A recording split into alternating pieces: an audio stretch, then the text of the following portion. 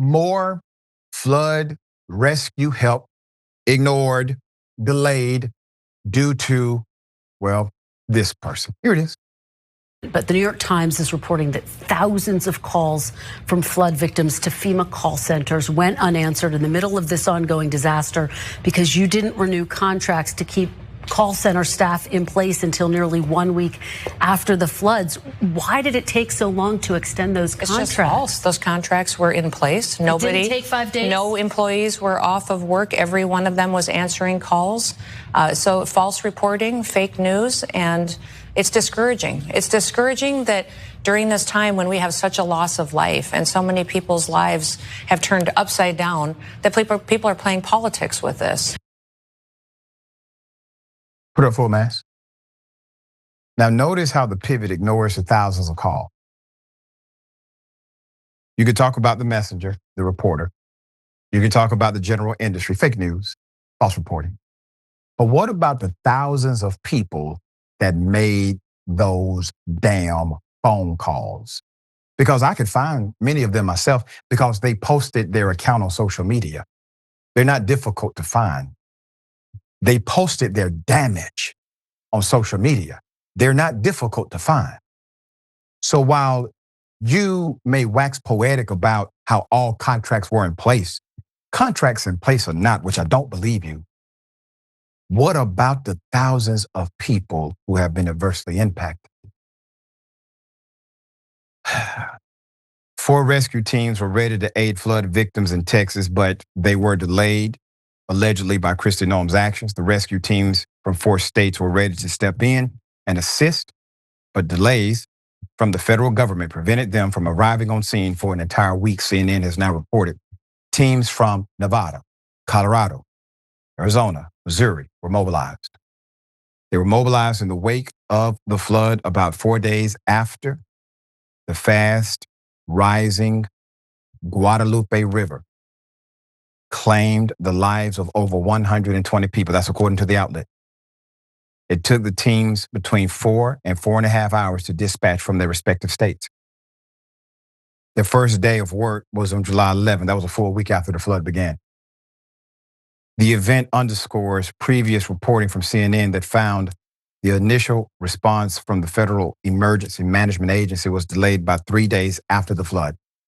CNN found the delay was caused by a new rule implemented by Department of Homeland Security Secretary Kristi Noem that requires her to sign off personally on expenditures exceeding $100,000.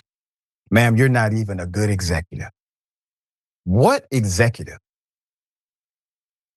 would require themselves to be the only signature that can allow people to be saved? You have what's called a redundancy in the system so that if you're not available for some whatever reason, there are individuals who are co-equally authorized so that people don't die. Man, this isn't withdrawing a certain amount of money out of damn bank. This is about allowing the money that we gave to you to help in an emergency here. Texas Democrats, Representative Jasmine Crockett and Representative Greg Ghasri slammed the delays in the joint statement to CNN, quote, while many facts were still unclear in the immediate aftermath of the disaster, we are concerned about its implications for FEMA's ability to respond to emergencies and natural disasters in the future and to effectively carry out its search and rescue functions, as well as subsequent recovery efforts, the 2 lawmakers said. This has to be the first administration in the modern context that has not admitted to a mistake. They haven't admitted to any mistakes. At this point in an administration, there are people that will at least say, you know, we're learning. We should have been quicker. We should have been better. We're going to be more accountable. We are enhancing our systems. We're creating redundancies to make sure there's a default mechanism. We see some of the pressure points, but we had to be under pressure in order to see those points. This was a pressure point. But here's what we did in the positive.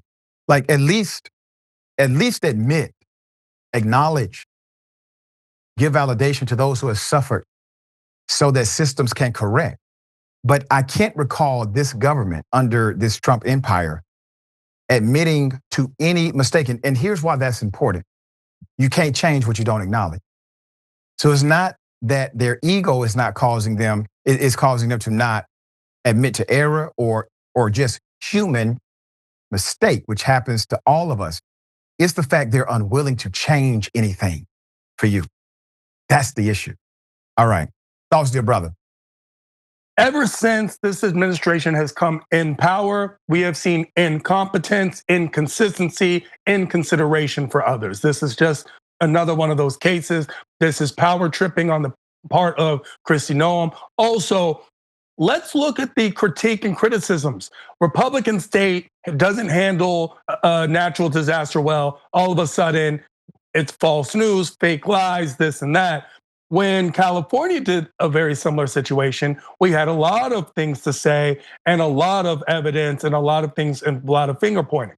So let's also look at that inconsistency as well. Natural disasters are exactly that. They are disasters that happen naturally. Congratulations to all the people in Texas that handled this as well as possible. I am sorry that your government, which is supposed to be there for you, was not there for you because of their own ego. I apologize to all the lives that were lost that could have not been lost and or all the problems that could have been contained. We apologize. Let's just apology. Let's use that apology. Let's say this is a learning situation. We are growing, we are showing, and not we are always all knowing. Yeah, there you go. There you go. All right, we'll bring you updates as they come. I'm positive there are more.